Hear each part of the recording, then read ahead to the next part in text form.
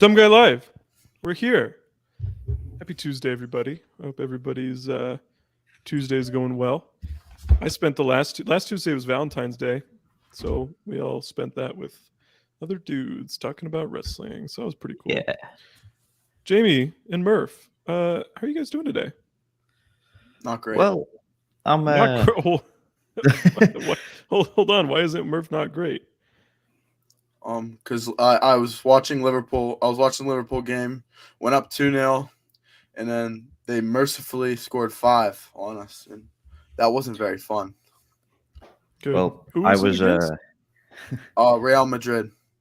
good. And I'm glad you lost. the worst part is I told my friends to bet on Liverpool. I cooked up a parlay for them to bet on Liverpool, and they're all really mad at me. So it's not the best day. Yeah. Well, Murph's not doing too good because of the Liverpool game. I was at the Liverpool game. I'm possibly You were doing there? worse. I was there. I wish I was doing quite literally anything else. First half, fun, good time, atmosphere, booming, and then, But anyway, this is not. When Darwizzy scored, I was like on top of the world. You're probably even more in the game. I was going crazy in my living room when Darwizzy scored, and then when Vinicius scored that second one, I was like, it's over. Yeah, but I don't. anyway, I don't care if it's not Gunners. This is not a Liverpool podcast, thankfully. But the wrestling we've had this week has got me fired. What a week! So, holy moly, what a week! I'm not doing too bad. Gosh. I'm not so doing in the too last bad. 9 days, we've had New Beginning in Osaka, which is one of the probably the 5th or 6th biggest New Japan show of the year, usually, right? New Beginning in Osaka. We then in the last week had, just this last weekend, we had All Japan Korakuen with a Triple Crown title change. We had New Japan Battle in the Valley, of course, return of Mercedes Monet, Okada versus Tanahashi, all that type of stuff.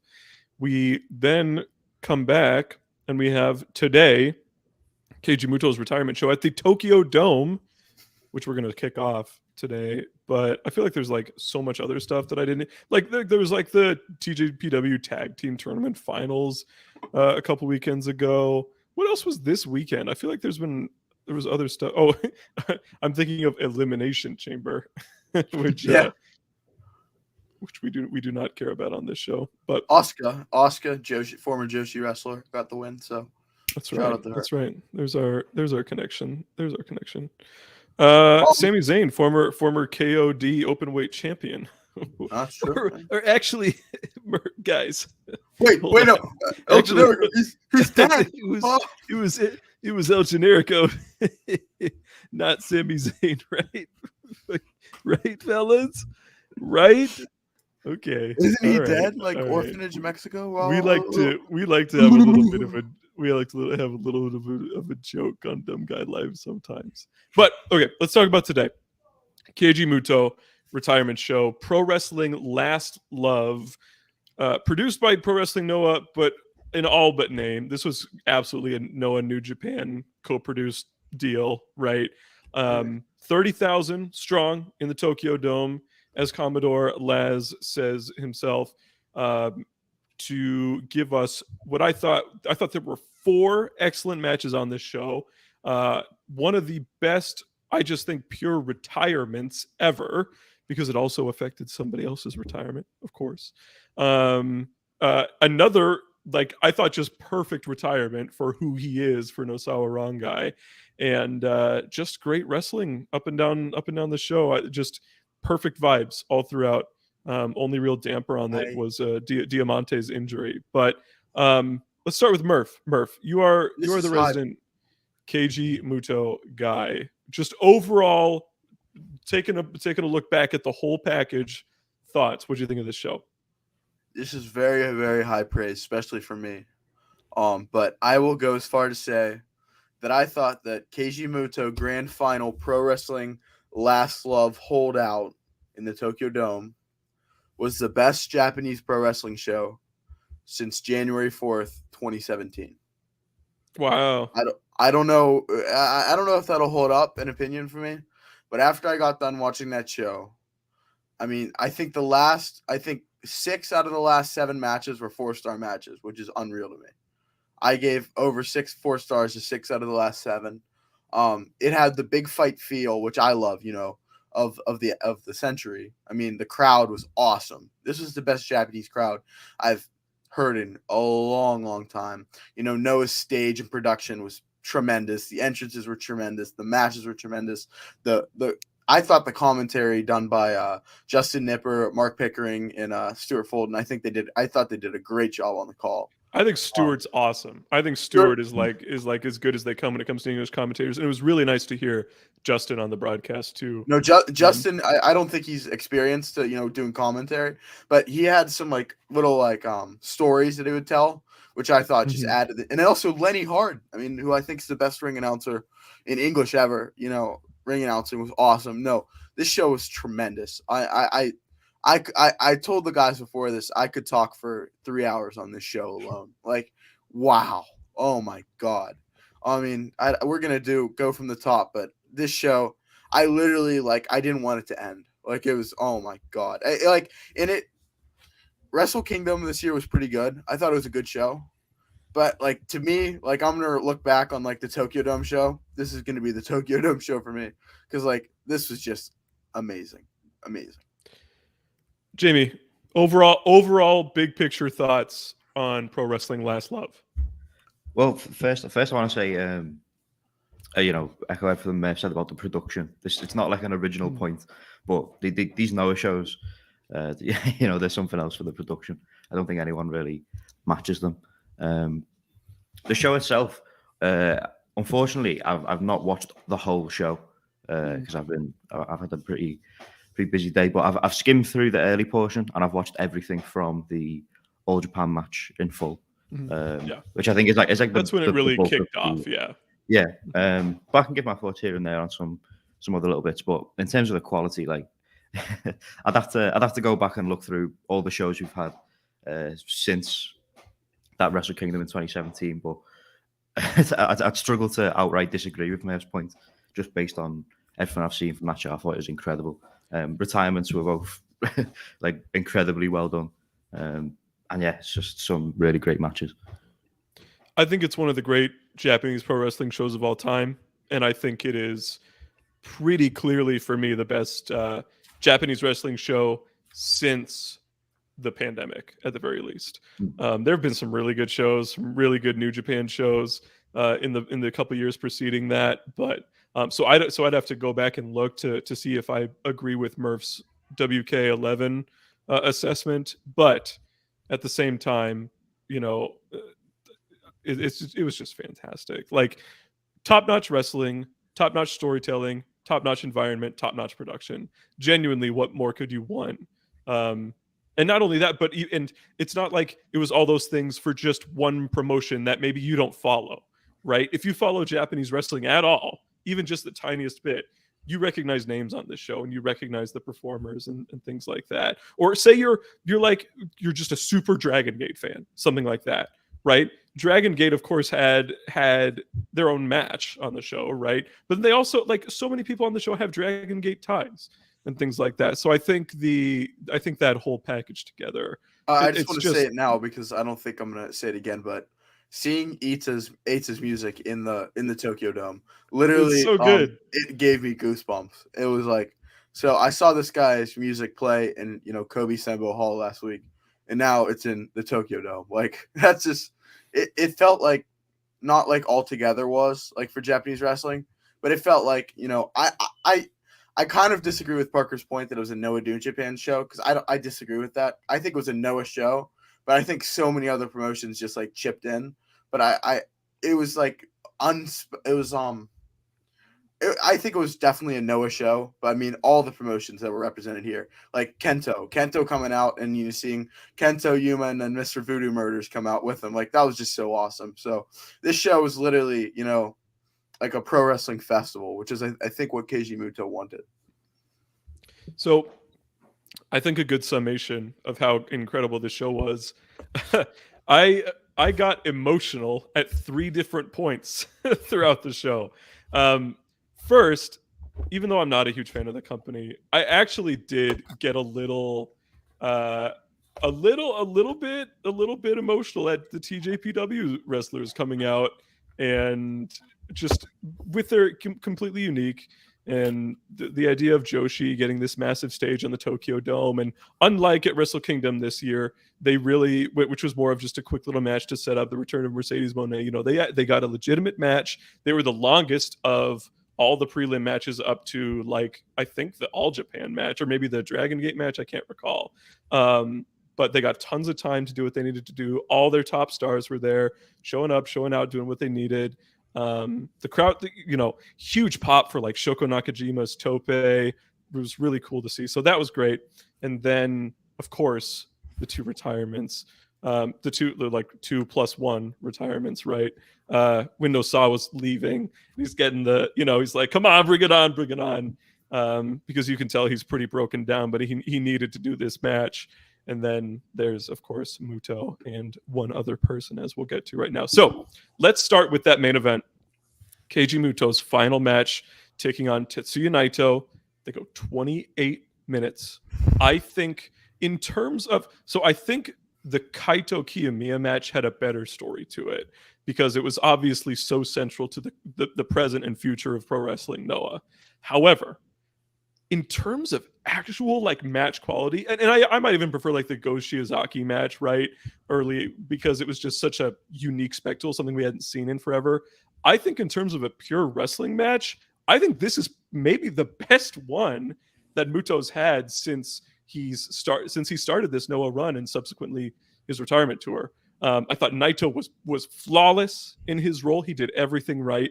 Naito's one of those guys where, I mean, you can count on him like 90% of the time at this stage in his career, but he does have a couple matches sometimes where it's just not there, right? Which is okay because he was spectacular for a really long time. But he was just so good in this match. So very back and forth, simple story, a lot of limb targeting, leg work, all that type of stuff, but big callbacks, big spots, all that storytelling with going for the moonsault as well. All that. I just thought it was perfectly done. And it's difficult when you're 60 years old to have a retirement match that is worthy of your 38-year pro wrestling career, and I think they met that mark here. Murph, what do you think? So as some people know, I'm a Wrestling Observer Hall of Fame voter, and you know, Tetsuya Naito got in this year, and I didn't vote for Naito this year, but after this match, that would have put it over the edge for me because this was just wow. I mean, I may have liked the Muto versus Kiyamiya match a little more, just the match a little more, but this match, wow. I mean, just like start back the entrance is Naito's big match Tokyo Dome entrance is never disappointing because he's like that. And you had Sonata, who has such a close tie to Muto at ringside and all of LIJ, and then you had Muto have like a 15-minute long entrance where they played every one of his 56 themes, which was awesome. Then he just rose from the floor, and then it took like 10 minutes from the walk down to the ramp, but like it was so enjoyable. And you know, it was, oh my god, I loved it. While you're talking about the entrances, Murph, quick super chat from MavsFan84. Shout out to the Noah ring announcer. He is absolutely fantastic. I agree. He just gets people hyped for everything. There's some like people on Twitter that don't like him. I like him. I think he really the ring announcer. What is there not to like? He doesn't have perfect Japanese pronunciation. It's that I think people get like real crazy about that, as you see. But you know, oh my god, this match. You know, that final Destino, like it scared me a little bit. I didn't think he was gonna make it up and over, but you know he did. I was hoping for him to go up and do the Stardust press. I thought he was, but you know, it was probably good that he didn't. But oh my god, when Muto went up to the top rope, I literally jumped up. Like I was in class watching this match. I was in psychology class, and Muto got up, and I literally stood up, and like I think everyone was looking at me like I'm stupid. Why are you standing up in the middle of class? But oh my god, when he went up there, the crowd was so loud, and I was really hoping he'd do it. It's probably for the best he didn't do it. But wow, this match was tremendous. I'm very happy for Naito. You know, this is like a career-defining moment. You know, winning the IWGP World Championship, huge. but beating maybe the biggest star in the history of Japanese wrestling, other than Ricky Dozan, insane. Wow, this match was awesome. Great on both men. I'm so happy this happened, and thank you, Muto, for this. Jamie, Naito versus Muto. What'd you think? First off, that entrance was godly, which I think everyone thought it would be. It's like one of the best to ever do it, making his final entrance in the Dome. He said that every single entrance theme he's ever had. But yeah, the match was incredible. I do think I preferred the Kaito match slightly, but I'd understand why you'd prefer this one. I think it's very close. When he's going up for the moonsault, like Murph said, I was like hands on head. I didn't know if he was going to do it. I didn't know if I wanted him to do it. To be honest, he's kind of I don't know. I'm not sure if he could take it, but yeah, Naito played his role here to perfection, and it was just incredible. The crowd was like electric for it, which obviously it's the magnitude of the match it was. And yeah, it's just like, as far as retirements go for a career as legendary as Keiji Muto, I don't think you could have asked for like much better than what we got here. So before the match, Masahiro Chono, of course, one of the other musketeers alongside the passed away Shinya Hashimoto, right? I Hashimoto. His entrance like before the match. Oh my God. Yeah, it was awesome. It was like, well, of course Chono's here, because Chono doesn't show up that often anymore. He's not like Kobashi or some of these other guys who are always at these big shows. Not like Liger, right? He's the crowd. He's taking a step away. That crowd. Oh my God, they love Chono. And when they did like that, fuck y'all, I'm gonna do. Yeah, with the crazy intro, it's so good. It's so classic. God. So he comes out, and he essentially, is hyping it up, right? And then he goes and sits at ringside, watches the match, all that type of stuff. And then after this match, Muto says he's got one more thing to say, one more thing to do, and he's like, "I'm still on my feet. I can still walk. There's one more person I want to fight." And he's sitting at ringside, and it's Masahiro Chono. So for the two surviving Three Musketeers in New Japan, one of the greatest eras in New Japan history, to come out and wrestle actual retirement matches, because a lot of people don't know, Masahiro Chono never got a real retirement match. He just kind of faded out. His last match was in Dotonbori Pro. All right, not really appropriate in my opinion. No, it was just some shitter match in Dotonbori Pro in 2014. Oh, I got it. Yeah, it was crazy. And so Chono. Oh my God, this match. I know. Oh, Daisuke Masaoka. Yeah, they got Daisuke Masaoka, former King of Freedoms. So Chono gets in there. They face off. Chono takes off his jacket. You missed a very important point. Oh, we have an official. Tiger Hattori wearing a suit in the front row. They pointed out. He's like, bro, we need an official. It's got to be. So Tiger Hattori retired, right? He retired a couple years ago at the Tokyo Dome. Comes back for one more, appropriately, as Muto wrestles one more and as Chono wrestles one more, to referee this match, where it was literally they lock up. They have a long lockup. Lockup goes up for about a minute. Muto lands on his ass. Chono comes around, hits a Shining Wizard, locks on the STF. Muto taps, and it's done. I was so happy with how this ended. Like, you see the card, right? We previewed the show last week. We see the card. We're like, oh my God, what an incredible card. It's going to be a great show. It's Muto. It's going to be fun, right?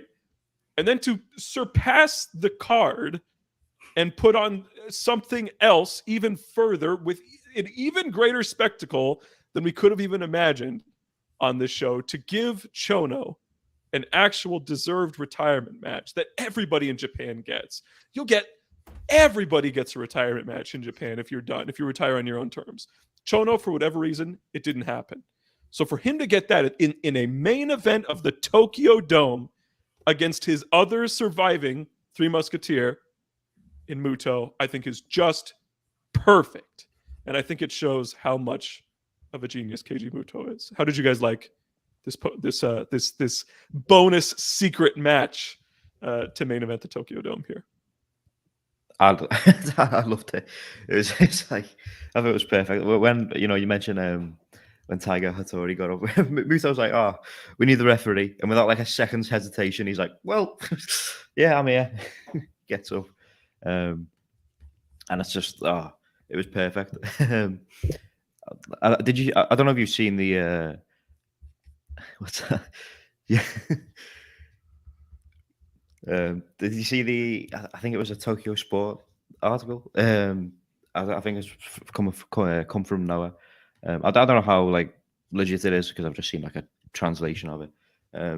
Apparently, if Chono wants like another retirement, like a proper one, Muto's gonna come out of retirement. I don't want that. Yeah, I'm like, no, you can't. No. It's got to be. This was perfect. This is so bad, like, and it's so good. Like you just can't go back on that. It's just like, so perfect. Like and when Rick did that, everyone hated when Rick lost to Shawn Michaels, and then he came back in TNA. Like no one wants that again. Like no. Yeah. No, especially when it's just perfect, right? And I don't think it's going to happen. Chono hadn't wrestled for 9 years, right? I'm not really worried about this happening. And I also like, bro, in the second to last match, Muto left in a freaking wheelchair. All right, so like he doesn't need to be wrestling anymore. It was a perfect ending to two different but intertwined and storied careers, and I was so glad to see Muto, even at age 60, go out on his own terms. And then Chono, who if you would have asked anybody, they would have said, nope, he's done. He's not going to go out on his own terms. He's just done. To get that opportunity, I thought was just beautiful. It's like the pinnacle of feel good, why we love Japanese pro wrestling, because of the sheer care, effort, and thought they put into what they do. All right. So amazing. I think we're all given the highest possible, praise to Muto, to Naito, to Chono, everyone involved in the main event, and then the secret main event as well. Any final thoughts on it, or should we move on to what I think was the best match on the show? I'd like to touch on like afterwards when Muto went to the top of the ramp on the big new like Tokyo Dome boards. They shined across Pro Wrestling's Last Love, and they showed Muto, Hashimoto, and Misawa, because Misawa and Hashimoto never got to have a retirement match, but Muto and Chono did tonight. So I mean that was just something. This show was just perfect. Like there's not many perfect wrestling shows. I legitimately can't think of like, other than Diamante's shoulder, I legitimately can't think of like what could have gone better. Like it's insane. Great stuff. And I think all of us would agree to somehow not only live up to, but then subsequently surpass what we expected from the retirement of a titan like Keiji Muto, I think is remarkable. So let's talk about, believe it or not, there was many other fantastic wrestling matches on this show, including a one-of-a-kind matchup between the IWGP World Heavyweight Champion and the Pro Wrestling Noah GHC Heavyweight Champion. Kazuchika Okada versus Kaito Kiyamiya, singles match, no time limit, right? Announced before the show, which I thought was great. They didn't need it, though. They went 16 minutes. 16 minutes. This match was shorter than the Tornado tag match on Dynamite last week with Pero Peligroso. Yeah, that match was like 18 minutes. Really? I had no idea. But anyway, that is not a criticism. This match was fucking awesome. This match completely was a perfect extension of the tiny taste we got at the previous show where they had the tag match against each other, right? And they ended up going to a no contest because of the brawling. It was just awesome. Nonstop action. They were constantly going at each other, no downtime at all. It was like a spot fest brawl between two of the most technically sound wrestlers of all time. And it was violent, but not like not in a hardcore way, but just in a everything just felt a little snugger and stiffer than we're used to, and all this type of stuff. And then Okada is just incredible. Like, Kaito's great. We're all fans of Kaito on this show, but this was about Okada here. Oh my God, to seamlessly transition into that top monster heel role and essentially be like, fuck you, Kaito, I'm better than you. I'm going to Rainmaker the shit out of you, and I'm going to pin you 1, 2, 3. And then I'm going to pull your shoulder up. And then I'm going to do it again. I'm going to hit you with an Emerald Flosion, and I'm going to hit you with an Inoki and Zagiri, and then I'm going to hit you with another Rainmaker and pin you again because I'm better than you. And it's like, this is what like stories are made of. This is like what we do. It just adds that little bit of heat to these matches. It's not fucking Miz doing a work shoot promo, and we're supposed to like think that adds heat to his shitty wrestling match. It's calling on past real life things that have happened between companies in Japan. It's them actually working a little bit snugger and stiffer, completely revamping Okada's match formula and putting on one of the best wrestling matches you'll see all year. I thought this match was fantastic. I thought it was the best pure wrestling match on the show. Jamie, Okada versus Kaito. What'd you think? When you think of like big fight feel, this was, this the champion of these two companies. It was just incredible. Absolutely what you said about like everything feeling a bit stiffer. I think that added like so much into the narrative of what's been going on with these two. Like I said, the time limit got announced. They were like, they're going. These two, they could go to a draw, which I thought a lot of people. I saw a lot of people say was like, it's the two champions. You're gonna get a bit of politics. You'd expect maybe now the company wants them to win. Okada was like, nope, I'm gonna beat this guy, dude. Yeah, you go 15 minutes. That's it. I love this, especially the closing stretch of this.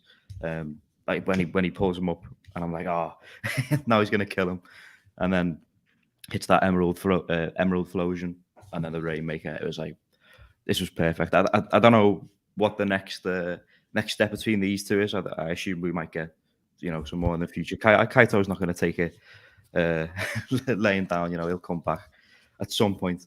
But this was like everything the story that built to like perfectly. Just a perfect ending to this chapter. I'm assuming of these two. What about you? I'm gonna keep harping on it. And Parker isn't really an entrance guy, but I'm an entrance guy. And Kaito's entrance like graphics, my lord, like it looked pretty sweet. His new theme's so good.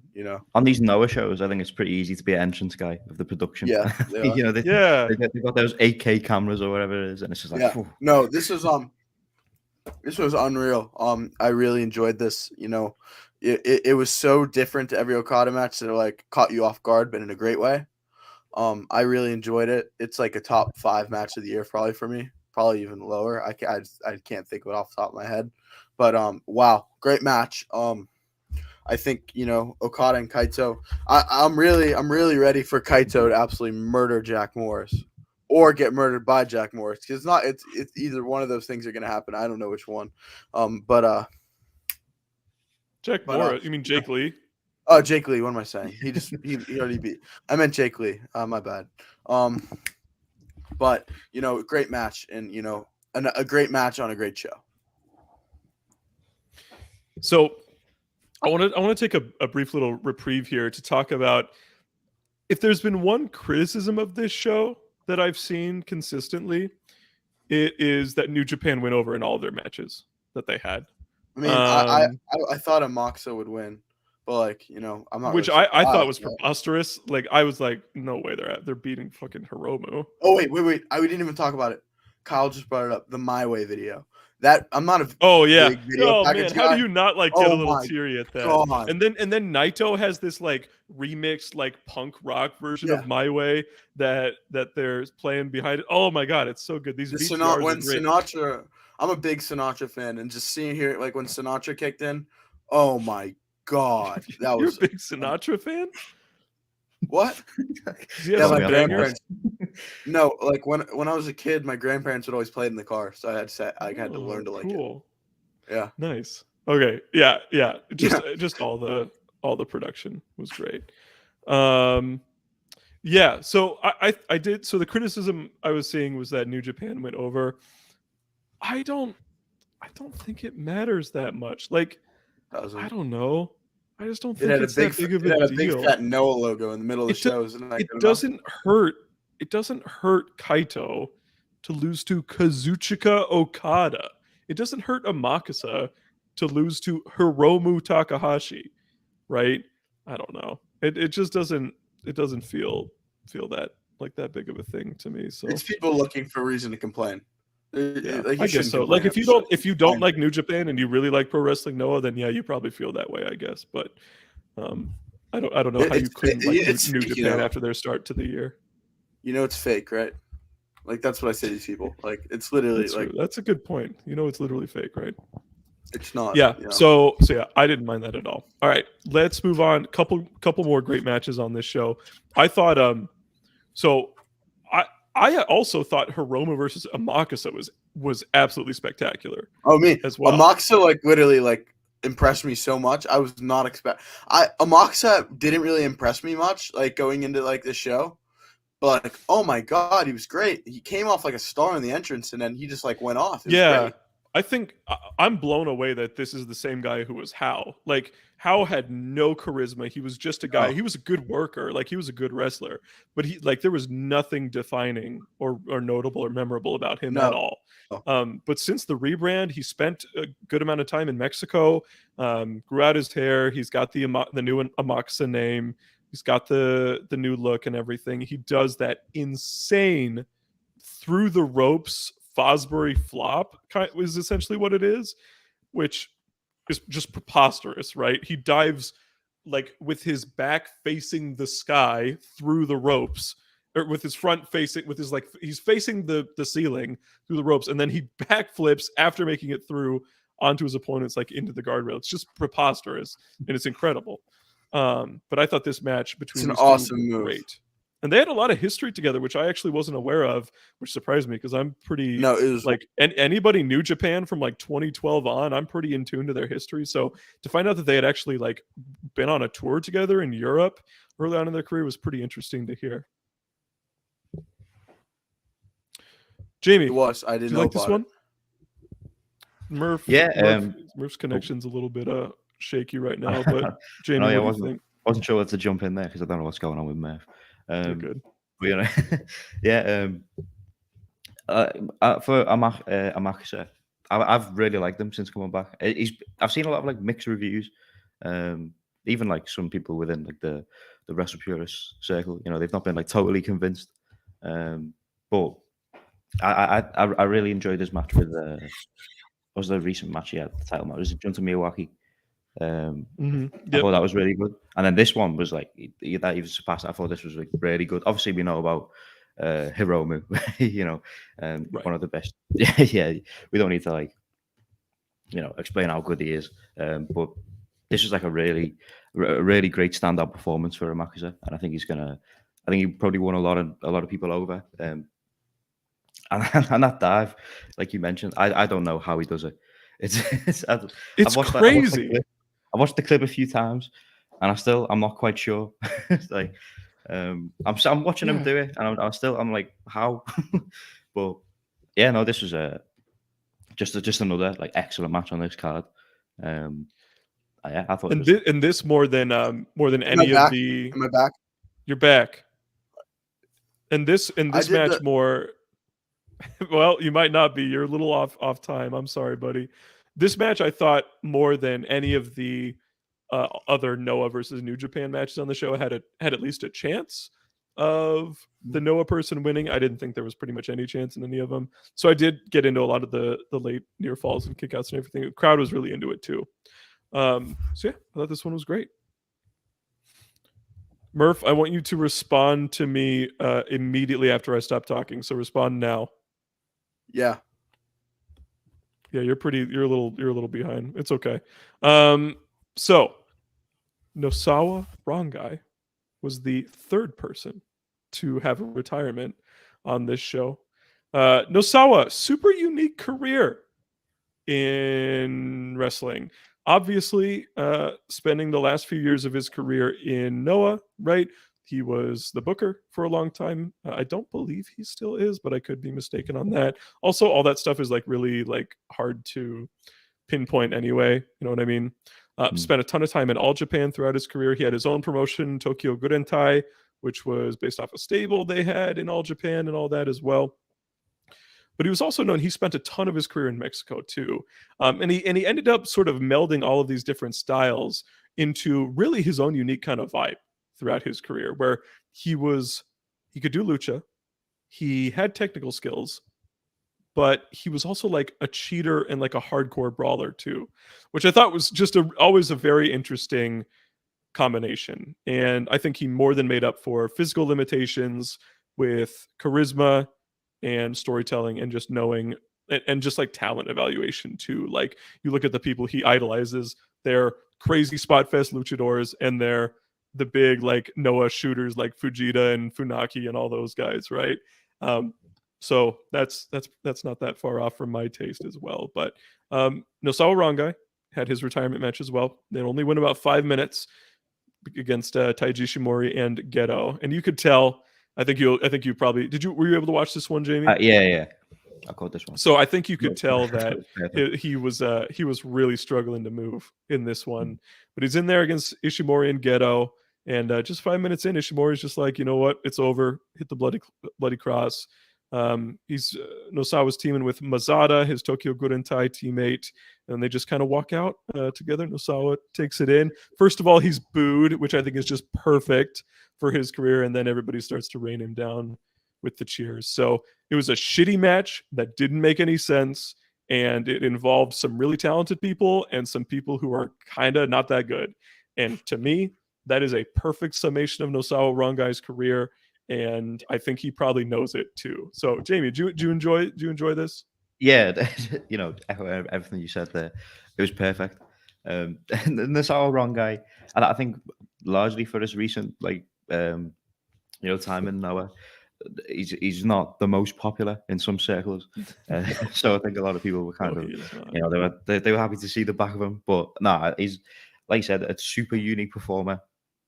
And I loved him just being like, I'm finished, just bring it on, I'm ready. And yeah, he's like pretty physically done out there, so it was the perfect time to do it. I love that he got the moment in the Tokyo Dome. Got on this card. Did you see the poster where he's like the headline?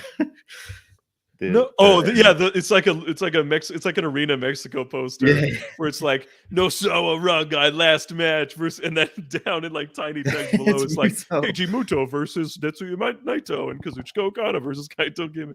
It's so good. It's so good.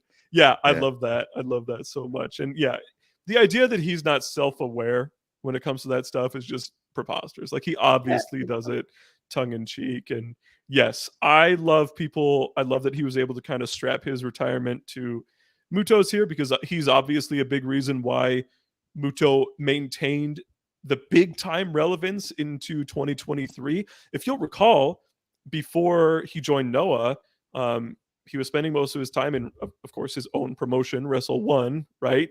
And he would wrestle, a dozen times a year, and wouldn't really matter. Like he wouldn't be in main events. He'd just be in like a random tag, and he wasn't really a featured part. So Nosawa was a big reason why I think he was able to rekindle some of that excitement and become the talk of Japanese wrestling later on in his career. So good to see Nosawa rewarded with a retirement in the Tokyo Dome. Okay, let's move on to, of course, a match that's going to be special in my heart, which was a big-time six-man tag, All Japan versus Congo. Keno, Katsuhiko Nakajima, and Manabu Soya against Kento Miyahara, Suwama, and Yuma Aoyagi, which was great to see. This was just a great, fast, hard-hitting six-man tag.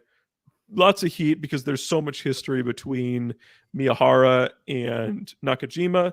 And Murph, I think you're here for realsies now. Is this good enough for you? Say like yeah, a this word. is good. This is good. Did I miss Nosawa? Yeah, why don't you quick? We were just getting started on the next one. Talk about Nosawa. Oh my god! So I'm one of the biggest Nosawa fans that on here, which isn't really a.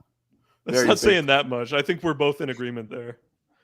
I'm not really one. That's not a big club, but no, I love Nosawa. This literally was the perfect retirement match for a man like Nosawa.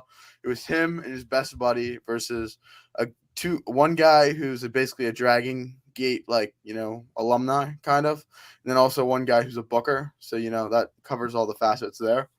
And oh my god, I really enjoyed this. It was like 5 minutes, ended with a terrible finish, and that's the perfect Nosawa way. So very happy he got to have his retirement match in the Tokyo Dome, and thank you, Nosawa. Perfectly said. Perfectly said. We were big fans of Nosawa's retirement as well. So All Japan versus Congo, right? Big time history here between Kento Miyahara and Katsuhiko Nakajima. They were both initially trained by Kensuke Sasaki, Kensuke office, right? Nakajima is essentially Sasaki's surrogate son at this point, right? Meanwhile, Kento left Kensuke office, moved to All Japan, subsequently became their top star and the longest reigning Triple Crown champion of all time. So, wildly differing paths once leaving Kensuke office, but they're both simultaneously at the tops of their games right now too. So the history there was great. Suwama was excellent in this match. People don't talk about Suwama much anymore, frankly. I think he's awesome. Like, I think in terms of big men in Japanese wrestling, there's like practically nobody who's as good as him. And I hate the fucking voodoo murders, and I'm glad that they're finally dropping that. I don't know if you saw that, Murph. They're pretty much dropping it. It's just kind of him and the Saito brothers now, just kind of chilling. And Suwama's just like kind of. I don't know how I feel about that. Well, but it's not crazy voodoo murders. Taru. What happened to Kono? Kono. I don't know if Kono's around anymore. I'm not sure. It's just Kono. He didn't show. He was not any. It's not like he was on every show. Kono, when I first discovered Wrestle One, was like the biggest heel in Japanese wrestling to me. Yeah, well, you're the only person who thought that at the time. So anyway, Suwama was awesome in this match, and then we have Yuma Aoyagi, who actually didn't really get to do that much in this match, and he did take the pin as well, right? Yeah, with the foot stomp from Keno, right? But I thought Keno and Suwama, interestingly enough, had some great interactions, and of course, Kento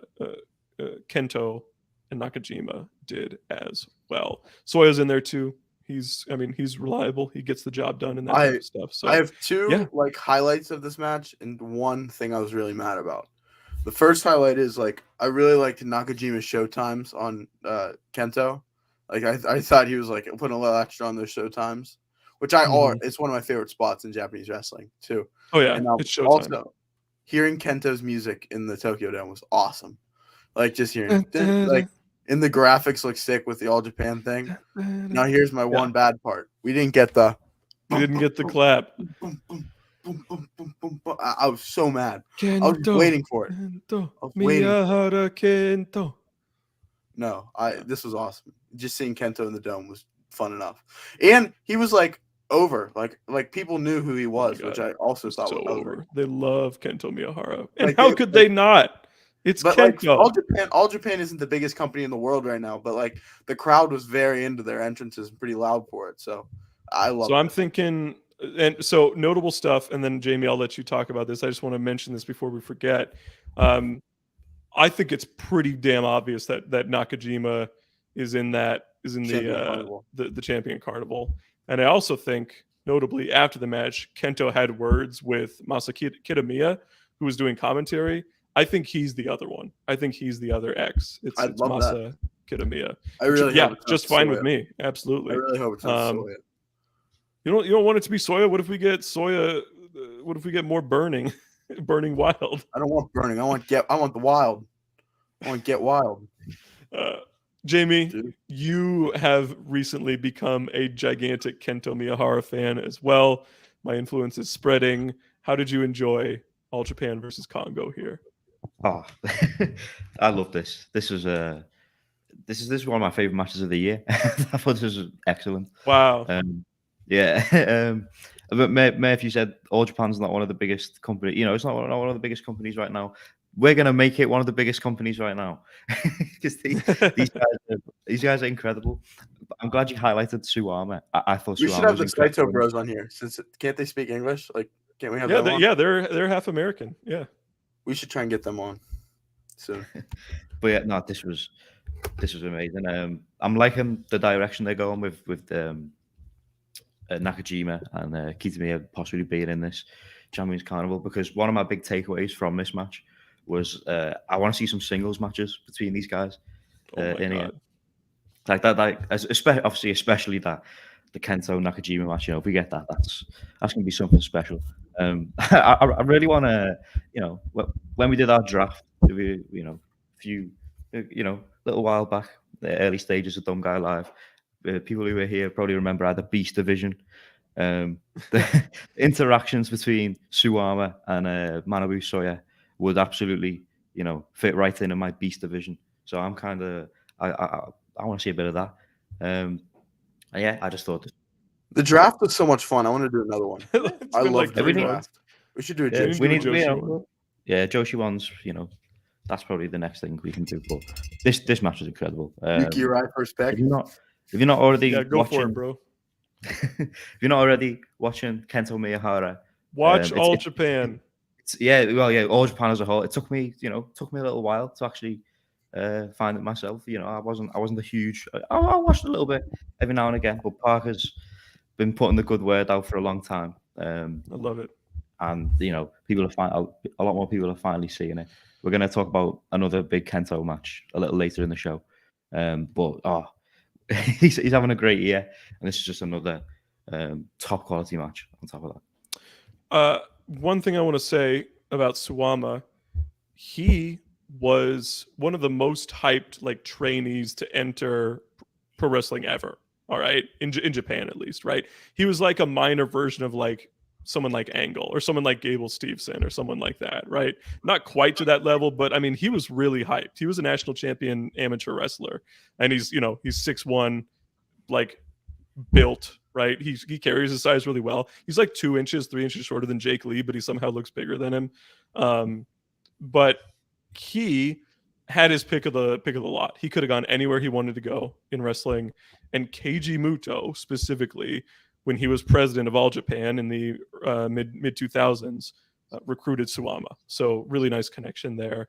Good to see him get some shine in Suwama's last match, in Muto's last show. But Suwama's still got it. He has not slowed down. I thought his title run where he held the belt for 500 days was excellent. I'm happy to see him get back to how he is. Okay. Let's talk. I don't think we need to go super in depth in any of these other matches. I think everything was kind of as expected for the rest of these. Obviously, one more. All right. I didn't think this match was that great. You obviously loved it. Give Murph his Dragon Gate moments. But first of all, friend of the show, Ninja Mac, hit the Ninja Special in the Tokyo Dome, which I think is fucking incredible because that move is unbelievable.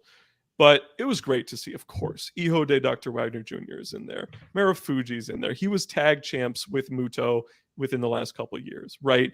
We have Shun, the Open the Dream Gate champion, wrestling there. Diamante, it was great to see him on the stage, unfortunately, separating his shoulder in the match. And then somebody who Murph and I were practically begging to be on this show, Kai, was also a part of this match. So I didn't think it was a spectacular match or anything. I did enjoy it quite a bit.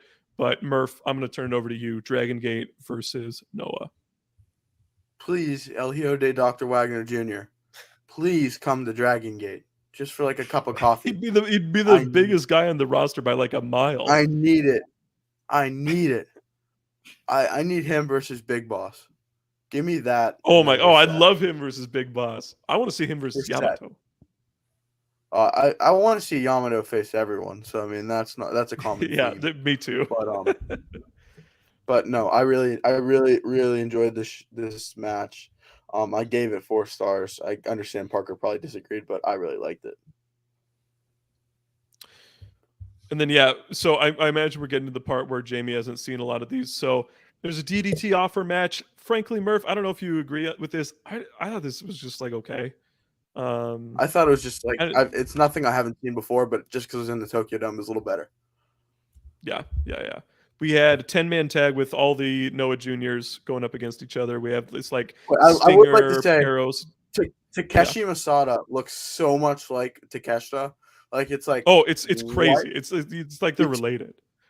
Like it's actually like so unreal, and he's good too. But you know, my favorite guy, Endo. I really liked seeing Endo's music like in the Tokyo Dome. But I really wish Endo came out and kicked Nakajima in the face and said "fuck you." But I mean, that didn't happen. I didn't think that was going to happen. 10-man tag with all the Noah Juniors. I like the story they're telling with like Stinger not liking like Ogawa being the middleman between his Stinger guys and Eita, who they don't trust, right? I think that's pretty enjoyable. Daga's still ass. Like, that hasn't changed. I like Daga. I don't think he's bad. I think he looks like a goofball right now, though, with his long hair. I've seen Daga in good matches. I think he's really more than like I've seen like Dralistico in good matches, for example. But yeah, we had good looking guys versus Sugiura-gun. It was all right. Nothing crazy happened. Jake Lee, notably, is the next challenger for Kaito Kiyamiya. That should be.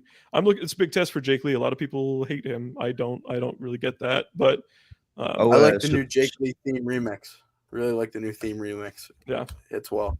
Am I right in saying Satoshi Kojima's he's stepping away from Noah for a little bit?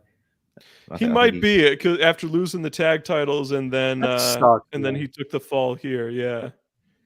Which we'll see about that. That sucks.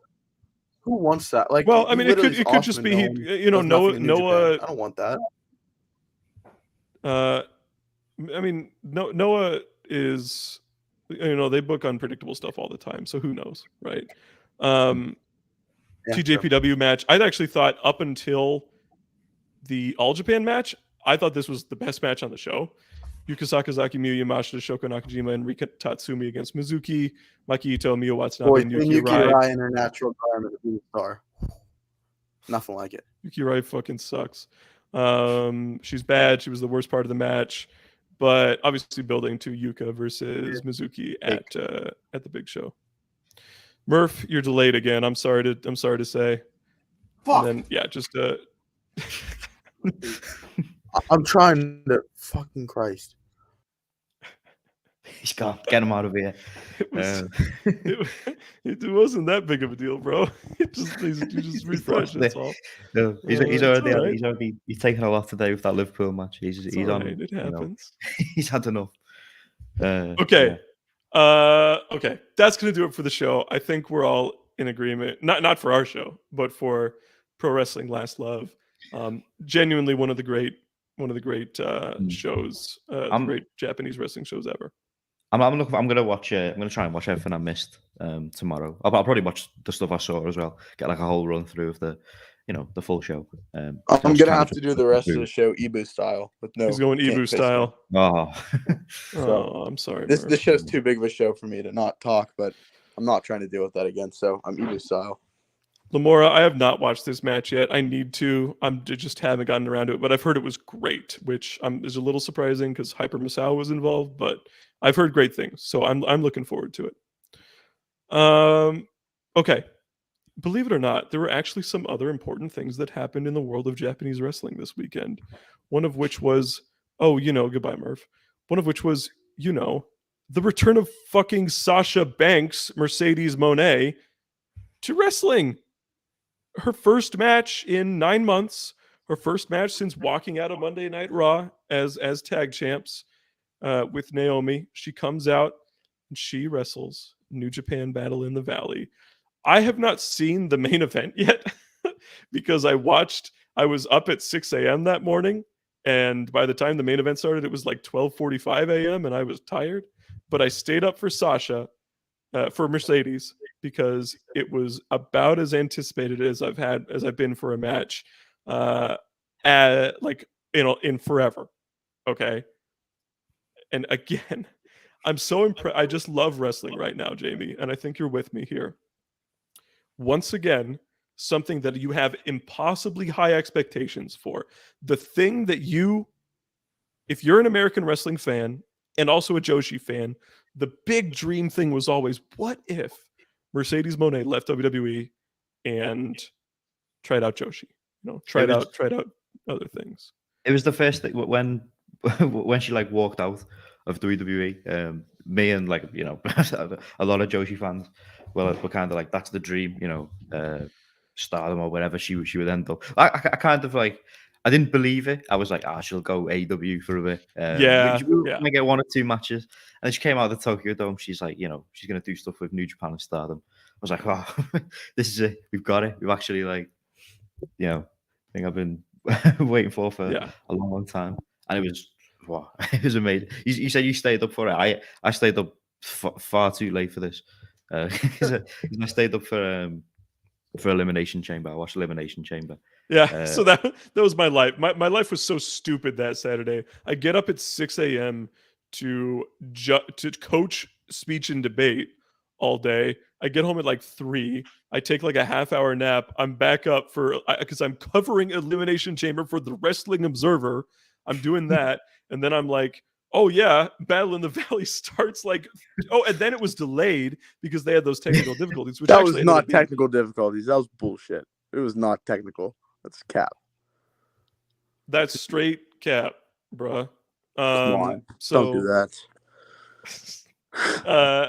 But so and then by the time it got to the show, it was just so late. So when Elimination Chamber ended, it was like the Eddie and Jay match, I think, was on, and it was just getting started, so I was able to watch most of that. But the big story here, and again, I haven't watched the main event. Mercedes versus Kairi not only lived up to my expectations, but surpassed them. I literally think I was letting myself kind of get bought into the idea that maybe it just wasn't going to be that good for whatever reason. Like maybe she was going to half-ass it or something like that. But oh my God, like as soon as she came out and started wrestling, I was like, oh my God, it's Sasha Banks. It's Mercedes Monet, and she's wrestling Kairi unrestricted with none of that WWE bullshit that they do to people. It's like, what? How could anybody have ever not think this was going to be great? Like, I don't understand. They wrestled. They went a long time. It was a long match. They went all over the place. They had high spots. They had drama. They had limb targeting. They had all the stuff that you want to see in a big time match, compounded with the incredible environment. It's like Mercedes, she's being like heelish, and yet she's still so over compared to, again, this is Kairi. It's not like this is just some scrub. It's not like they're throwing Ami Saray out there and they're having her, do that cold. This is Kairi, who was one of the most over women in WWE when she left, right? And has only been excellent since coming back. But her star was completely dwarfed by Mercedes in this match. I thought this match was absolutely fantastic. I thought this match was on the level of say Okada versus Kaito from this weekend, and it has me chomping at the bit for whatever is next for Mercedes. Before we talk about that future, Jamie, what did you think of Mercedes' return to the squared circle? Wow, this was everything I wanted out of a Mercedes, like running, obviously, happened in America, but like a run in Japan wrestling these Joshis. This like proved to me, we're actually getting this to the level that I always thought it could be and more. On the point of like, expectations and stuff. I saw a lot of people who kind of thought, maybe she'll have like ring rust and stuff. But absolutely not. This in my opinion, the best American women's wrestler ever. And Kairi in her own right is incredible. I know Murph is a huge Kairi fan. It was immediately the best American women's match since at least Becky versus Charlotte. and maybe even further. I think it's better than Becky versus Charlotte. Like, it's better than Britt versus Rosa, which is a great match. But this was better than that, I thought. Like, This was, oh my god. Yeah, last week I said that I'm going in with low expectations because I was like scared of ring rust. I was wrong. I just want to say, like, this is a rare moment. Get your cameras out. Murph was wrong. So oh I'm my very God. very disappointed. I was very excited. This match was awesome. I did not watch it live, but I watched it the next morning, and it was very, very fun to watch. You know, her entrance was sweet. The gear was cool. Great tribute. She did all the hits and more, you know, and she really just showed out, and I really enjoyed it. So Mercedes Moné so far has been a great success. I hope that it's not a short run because I could watch her do this for years. I just want to say a few more things before we move on from this. Firstly, Mercedes comes out in Hana Kimura tribute gear. Oh my which, God. Like, it's I was immediately like, oh my God, this is so and we've seen like like online, like Jungle Kiona reacting to it, and even Heartwarming Hana tribute. Kimura, Kyoko Kimura. Kyoko, yeah. Like, it's just like a really incredible moment. Really, really great tribute to someone who, by all accounts, from seeing Jungle Kiona's tweets and stuff, Hannah was a huge fan of Sasha Banks. So like that was like a really special moment. And yeah, just like from then onwards, it was like perfect, like everything I could have wanted. And like you said, whatever we get next, we have a you know, I seem to think we know what's next now for Mercedes Moné. You know, we had a big Stardom press conference for the next pay-per-view, and after she's finished with Starlight Kid, Azumi calls out, or AZM or AMZ. AZM. AMZ. AMZ from the other one, yeah. She calls out Mercedes. So I'm assuming that's what we get next. I believe her next two matches for New Japan, Stardom, whatever, will be both in April. First one's Sakura Genesis, and the next one is All Star Grand Queendom.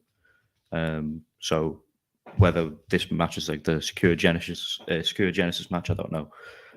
But that's going to be something special because, you know, we've seen her training lucha style, you know, training in Mexico, and I think that high speed style with Azumi, that's going to lend itself to that a lot, and I think this is going to be a really, really great match for her. I'm looking forward to that too. Anything with Mercedes, I'm like all in, bro. Yeah. She's the best. $5 super chat from Lamora, and then Mavs fan, we'll get to yours in a sec when we get to that match.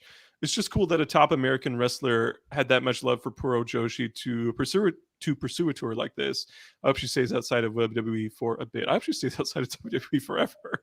I hate that company, and I hope they fail.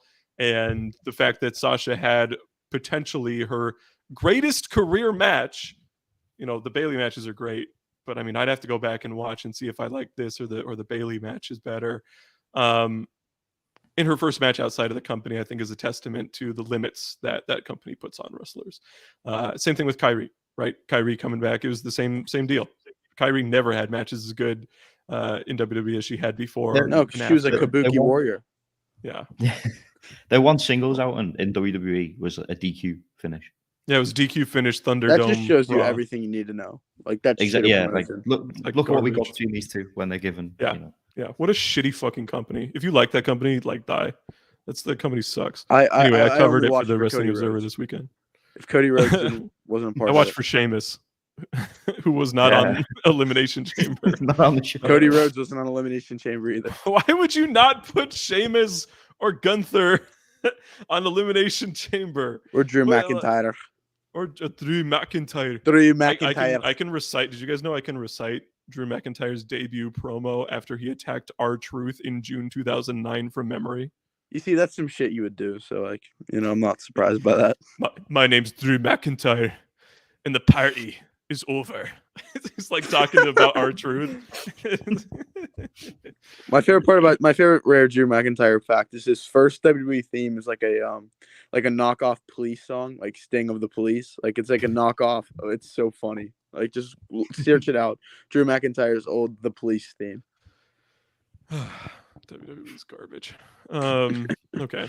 I'm glad we can move Unite. on from that. So I think massive praise for Mercedes, and Kyrie was excellent too. To her credit, Kyrie was great as well. Just a great match, great performance, and it leaves us Money. wanting even more. To go 27 minutes, Unreal. first match I'm back. so happy they got time. Like And that. That's after really the thing. match, she barely looked like she even like broke a sweat. I thought she could have gone 27 more minutes. It was No, crazy. that's my favorite part about this whole match is they actually got time. I wasn't expecting them Yeah. to get this much time. Yeah, 27 minutes. Good for them.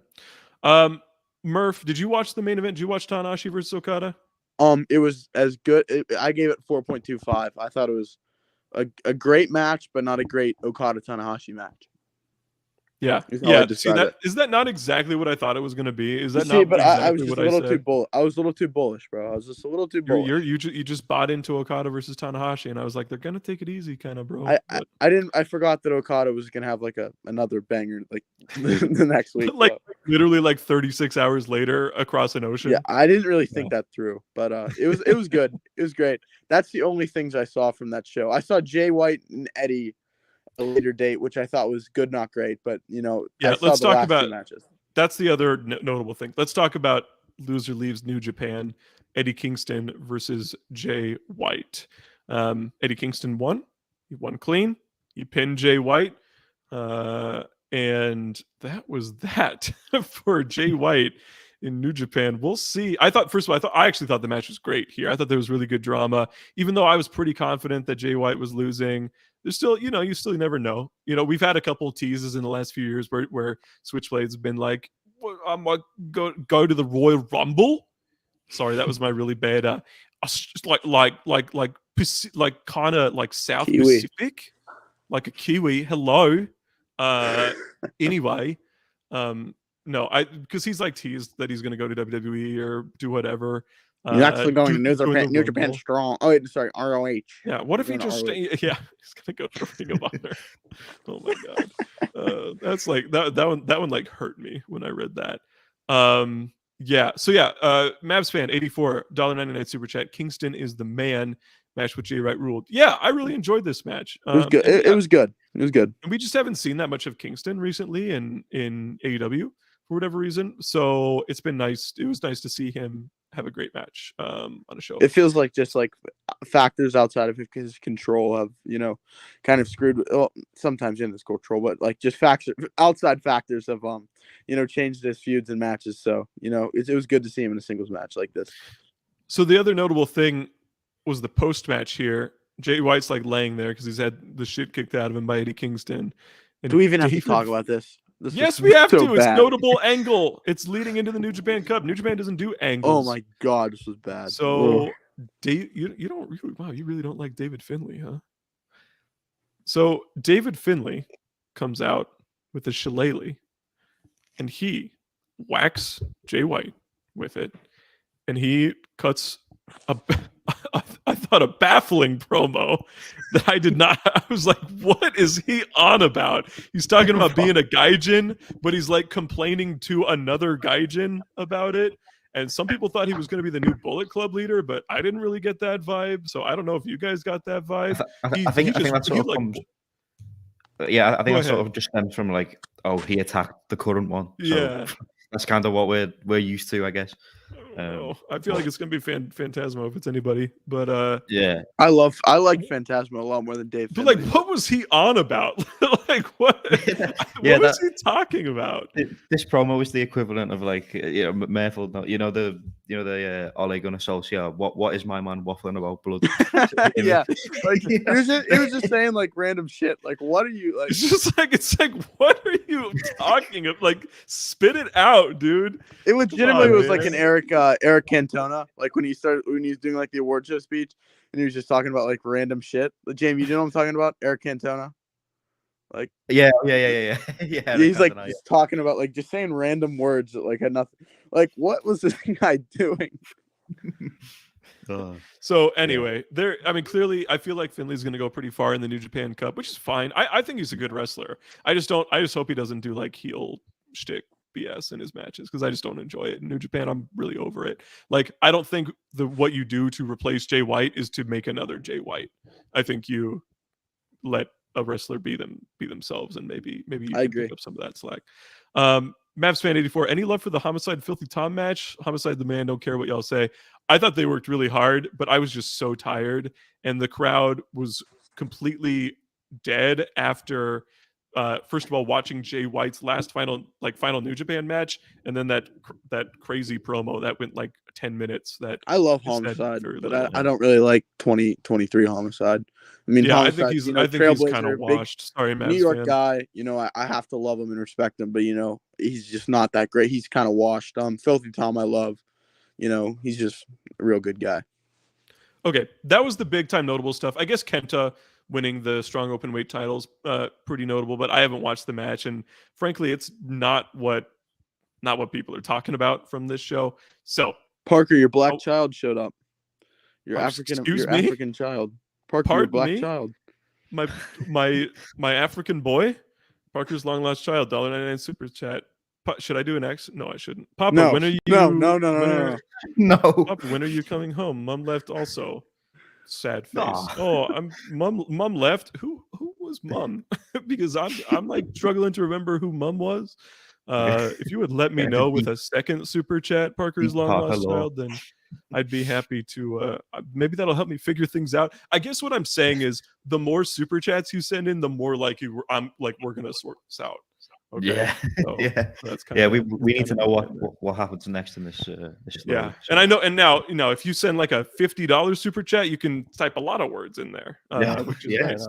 I'll do it. Okay, one other big exciting thing happening in Japanese pro wrestling this past weekend, which was All Japan Pro Wrestling had a show at Korakuen Hall.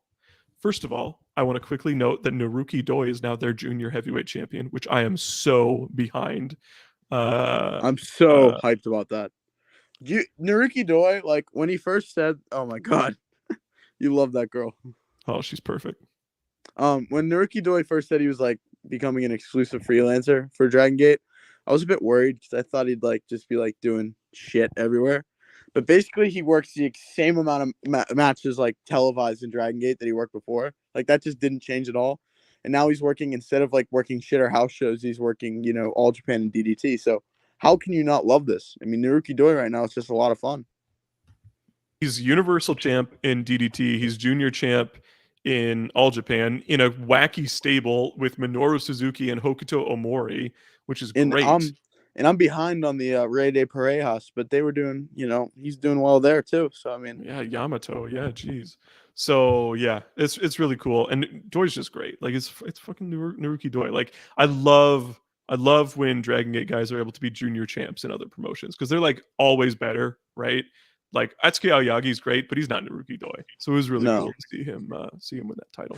But no, and also I love Susumu's run as All Japan Junior Heavyweight Championship. Yeah, me too. Yep, I was a big fan of that as well. So not far dwarfed by that is the result of the main event.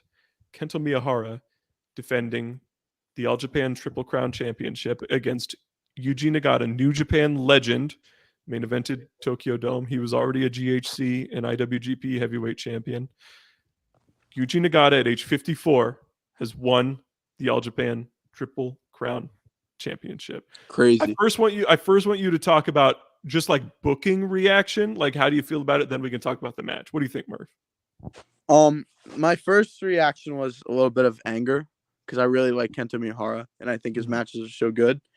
And my first instinct was like, why? Like that just is like not what I wanted. I'm really happy they didn't do it around the Budokan because I thought that's what they were gonna do. See, that's what I thought too. I thought there was a chance I'm a Yuji little Nagata won relieved at that. Yeah. But then I like sat there for a second. I'm like, Yuji Nagata is still pretty fucking good. Kento's gonna have the belt again, and he's had the belt because it's Kento. And Yuji Nagata as champion is going to provide some interesting matchups. And, you know, he just had, like, arguably the best match of his career, which is, like, insane to say. So, yeah, it was, like, first stage, I was like, I don't know how I feel about this. But, like, now I feel pretty positively about it. So, I'm kind of with you there. This might be All Japan fan cope. I think Kento Miyahara is the best wrestler in the world. So, I'm never, like, thrilled when he loses the title, right? But there's like first of all, it's Champion Carnival season. So decent chance that the winner wins that title. Weirdly, it's been like a while since the Champion Carnival winner has actually won the title after winning. So there's that at stake. Nagata was fantastic in this match. I have not seen Nagata's whole career. I've seen most of it, most of the big stuff. I think that was the best Yuji Nagata match I've ever seen, which is crazy at age 54. Kento's beaten everybody on the roster. Like, there's nobody he hasn't dispatched in the last year and a half. So that made sense too. So yeah, there's all that at stake. Obviously, there's a little bit of like, oh man, does it have to be some like old New Japan guy who hasn't been a featured player in New Japan for half a decade? But at the same time, it's like the match was great. I would love to see Nagata versus Suwama. Can I say a hot yeah, take? go ahead. I think that the man who is going to win the belt from Yuji Nagata is Yuma, but not the Yuma you're thinking of. I think Yuma Yuma Anzai? Anzai. Oh I my god, think that'd be he crazy. is the next Triple Crown champion because I think they are so like behind him. I legitimately think that he is the next Triple Crown champion, which I think is a hot take, but it's the take I'm saying now. I could look stupid or like a genius in a couple months, but I think that Yuma Anzai is the next Triple Crown champion. I do not think that will happen, although they obviously love Yuma Anzai right now. He's in the Champion Carnival, by the way. Speaking of, man, I don't have the Carnival. Jamie, if you want to pull that up, the lineup for me. I'll get that right now. But the one thing I want to notice is there was also like a stable shakeup in All Japan, and there is now a essentially like a Hantai, like a Sekigun, right? The main unit in All Japan, but they are specifically with the aim of preventing outside influence in All Japan, which I think is pretty interesting, right? So it's Kento Miyahara, Yuma Aoyagi, Shuji Ishikawa, Atsuki Aoyagi, Rising Hayato, Yuma Anzai, and Ryo Inoue. And they just formed, I believe, at this last Korakuen. So I think that's really interesting. I wasn't really. Is the Gungnir still a thing? As long as the Gungnir still a thing, yeah. Shotaro Ashino and Ryuki Honda, and occasionally Seigo Tachibana and Yusuke Kodama. I have the blocks for the. All right, give me those blocks, and then we'll close out our All Japan coverage. So A block, we got Yuma Aoyagi, Kento Miyahara, Yoshitatsu, Ryuki Honda, T-Hawk, Jun Saito, Cyrus, and to be announced. Cyrus, what the? I want to see. I'm excited for Cyrus versus T-Hawk. It's going to be great. And B block, we got Suwama, Shuji Ishikawa, Shotaro Ashino, Naoya Nomura, Hokuto Omori, Rei Saito, Yuma Anzai, and another TBA. It's great. I'm so glad that Naoya Nomura is in the Carnival. It's disappointing that it seems like Takuya Nomura might be done in All Japan for a while because he hasn't been on any recent shows after being tag champs just a month ago. Yeah. But yeah, so that's that. So anyway, the match itself was fantastic. It was one of the better, legitimately one of the best Yuji Nagata matches of all time. Kento Miyahara, on this account, on my pinned tweet, we have like the running match list where I ascribe a formula to every rating I give to people, and then that gives that spits out a number, and I add those together to get who like my wrestler of the year rankings are, and I have promotion of the year and stuff like that too. Kento Miyahara is currently number 1 in wrestler of the year, and that's saying something because we have had a lot of great wrestlers and a lot of great matches already in 2023. So I think that's a testament to his talent. He currently has a higher score individually than All Japan has as a promotion, because he has been in every 4-star or better All Japan match this year. Plus, he had another one at the Tokyo Dome today. So that dwarfs that beats them out. Great. So Jamie, before we get to Beast of the Week, go ahead. I was just going to say I would find it very hard to disagree with that assessment of wrestler of the year so far. I think he's just the best. Really great start of the year. The best. Hey, really, make sure before we do this, make sure you like the video, you guys. That's coming from the top. All right, definitely. Yeah. That. So From our, Jamie, give us our a booker man. Stardom whip around before we get to Beast So- of the Week. Stardom, yeah. Just some things that happened this week. We have 3 new trainees in Stardom, which is nice. The last ones we got were Miyu Amasaki, and before that was Lady C. So we have Hanako Ueda, who is now the tallest active Joshi wrestler, I believe. She's And what, 6'1"? I think it's like 181 centimeters, which that's tall for a Joshi wrestler. So That's really tall. and also she was formerly we've seen her wrestle before. She wrestled on Prominence as Risa Farah against Risa Sarah. So she's now like fully signed to Stardom. We have Sakura Ishiguro, who is I think she believes she's the oldest of the trainees. She has a bit of an acting background and also a bit of a karate background too. So I think I'm gonna probably like her in-ring style, hopefully. And there is Minami Komomo, who would like to be a high-speed wrestler and also wants to be the future ace of the company. And then other than that, I just want to blitz through quick. We have Stardom in Showcase for coming up this weekend. I don't think it's on pay-per-view. They announced earlier that it's going to be just going up on Stardom World at some point. So that's a bit of a shame. But we got some big matches. The main event seems to be one of Himeka's final matches. Match she requested. We're getting trios match: Himeka, Maika, Julia versus the current artist of Stardom champions, Prominence, Suzu Suzuki, Hiragi Kurumi, and Risa Sera in a hardcore match. That'd be nice. We've got a UWF rules match between Shuri and Saki Kashima, which that'll be fun. I love one of my favorite stories in wrestling at the moment is Saki Kashima being terrified of Shuri. So she's finally plucking up the courage. We have 3 Grim Reapers taking on the super strong Stardom machines. We're getting a 3rd one apparently, and we got Falls Count Anywhere match. It was Azumi, Hanan, Momo, Hanazono, and Natsu Sumire. So that'd be nice. Always nice to see Natsu back in a Stardom ring. And then there's some other stuff. There's like apparently a match between Saya Ida and Chan Yota where they're gonna do first arm wrestling, second a match, and 3rd a pose down. So that's some real graphs. But yeah, should be a pretty fun show. There was announcements for the next pay-per-view, but we've got a little bit before. But we'll have another podcast before that happens, so we'll break that down maybe next week. But yeah, that's pretty much it for Stardom. 555 super chat from Matt B.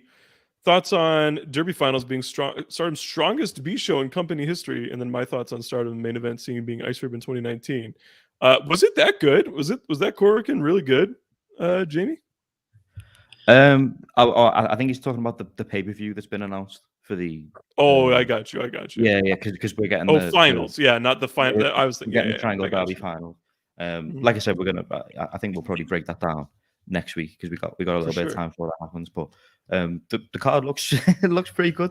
Julia versus Yukihi. That's pretty big. Yeah. I'd have to watch the show before I make that claim. But it should be really good. Yeah. I'm happy to see the Triangle Derby coming to an end. It's not. I am very excited to see. I do it because I'm a completionist. I'm gonna end up watching every Derby show, but it's like, bro, come on. I can only watch so much. Yeah. It's just like it's weird because like on paper, so many of these matches seem like they should be really good, but they just don't. At least they're doing mostly like clean finishes and things like that, which I was kind of worried about. Although again, most teams have a pin eater too. So, okay. So and then obviously, like in 3 years, Stardom's main event scene is going to be like Asahi versus Saori Eno, and then like Kaho Matsushita is going to be Wonder Champion, and it's just gonna be great from there. And Yuki Mashiro is going to come back to wrestling, and she'll be artist champions with like Julia and Ami Saray or something like that, and that's the future. Yay! But yeah, no, it's cool. It's cool because Ice Ribbon is great. Ice Ribbon trains good wrestlers who care a lot about what they do. Okay, it's time, friends. It is time. Beast. Oh, The the motherfucking goddamn beast of the week. There's a lot of candidates this week for beast of the week. Jamie, I'd like you to go first.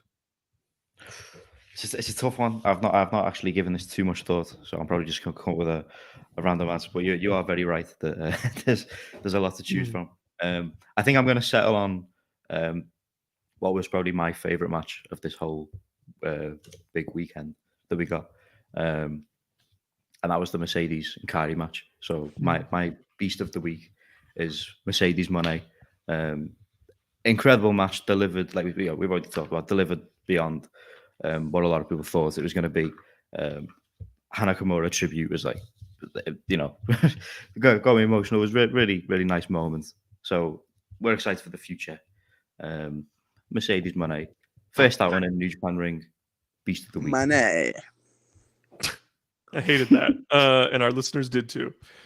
My beast of the week, I weirdly, despite all the incredible candidates, I weirdly think that there's one answer that completely stands out to me. That man wrestled 2 world title matches in a span of about 36 hours. He beat the best, maybe the best Japanese wrestler of the 21st century. And then he came back and he beat and fucking buried the shit out of a fellow company's world champion in an incredible heated match, completely reinventing himself from what he was before, but keeping all the same notes we love from his great matches and why he's considered one of the greats of all time, despite being still in his prime. And that's Kazuchika Okada. Such a beast over the last week to have the Tanahashi match and then come out and just like completely like tear the fucking Tokyo Dome down with that incredible semi-main against Kaito Kiyamiya. It's got to be Okada for me. And Okada is a wrestler that many weeks doesn't feel like he's going to fit in with that, with this topic, right? He's just so perfect at what he does, but that he doesn't like. He's not like Roosh, you know what I mean? Who's like, oh, that's a beast right there. He's Okada. He's just one of the greats. But this week he was undoubtedly one of the beasts of the week. Okay. Murph Burner.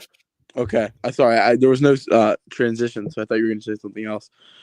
So my beast of the week is Masa Chono, because oh my god, that moment was just so unreal, and I feel like giving it to Muto is too easy of an answer, so I'm going to go with Masa Chono, because he was just like everything he did was beast. So Masa Chono. It was. It's true.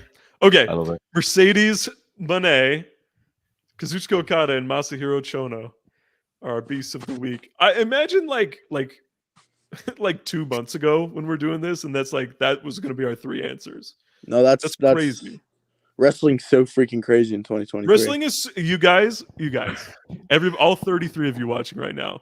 Wrestling is so freaking crazy in 2023, and I'm so glad to be a part of it. No, this is a great show. There's genuinely stuff, like more stuff we could have talked about. We could have gone even more in depth on a lot of the stuff we did, and we spent a whole freaking hour and a half on it. So I want to genuinely. I'm sorry Yes. for going Ebo style this end of the show, but like my computer was kind of going crazy. So I appreciate the patience, and just to tell you guys, I won't be here next week because I'm going on a. We lost. Please still support them next week. Yeah, we all got it. All right. So yeah. No, just shut up. Murph's not going to be here next week, everybody. So we will more time burying WWE next week, bro. We always have time to bury WWE on this show. That's our favorite pastime. Okay. It's our favorite fucking pastime because it's a garbage promotion with garbage people and garbage fans. Okay, that's going to do it for us this week. Thank you, everybody, for watching. Subscribe, follow this account and everybody else's accounts on Twitter, and we will see you at this time next week. So, where the hell is my outro? So, for Jamie, for Murph, this has been Peace. Some Bad Line.